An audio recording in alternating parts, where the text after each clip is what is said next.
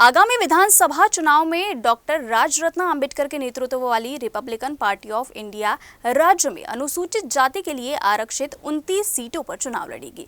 अकोला के सरकारी विश्राम गृह में आयोजित प्रेस कॉन्फ्रेंस में रिपाई के प्रदेश अध्यक्ष दिनेश हनुमंते ने बताया कि सीट आवंटन के मुद्दे पर महाविकास आघाड़ी से चर्चा चल रही है। रिपब्लिकन पार्टी ऑफ इंडिया ची अकोला जिल्हा कमिटी निवडण्यासंदर्भात बैठक होती आणि ही कमिटीमध्ये कोण आहे, जिल्हाध्यक्ष कोण आहेत, सचिव, ही माहिती जनतेला व्हावी यासाठी ही पत्रकार परिषद आयोजित केली होती। ही एक गोष्ट आहे।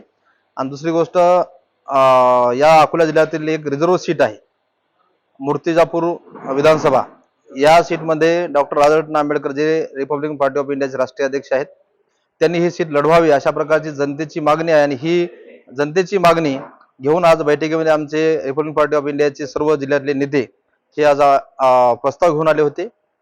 बैठकीत हा प्रस्ताव मांडण्यात आला आणि एक मताने ठराव मंजूर करण्यात आला की राजरत्न आंबेडकर साहेबांनी ही मूर्तिजापूर विधानसभा लढवावी। हा ठराव मंजूर करून मी उद्या राजरत्न आंबेडकर साहेबांना भेटणार आहे, हा त्यांच्याकडे प्रस्ताव ठेवणार आहे। 2 दिवसात त्यांनी या संदर्भात अशा प्रकारची भूमिका जाहीर करावी अशी मी त्यांना विनंती करणार आहोत।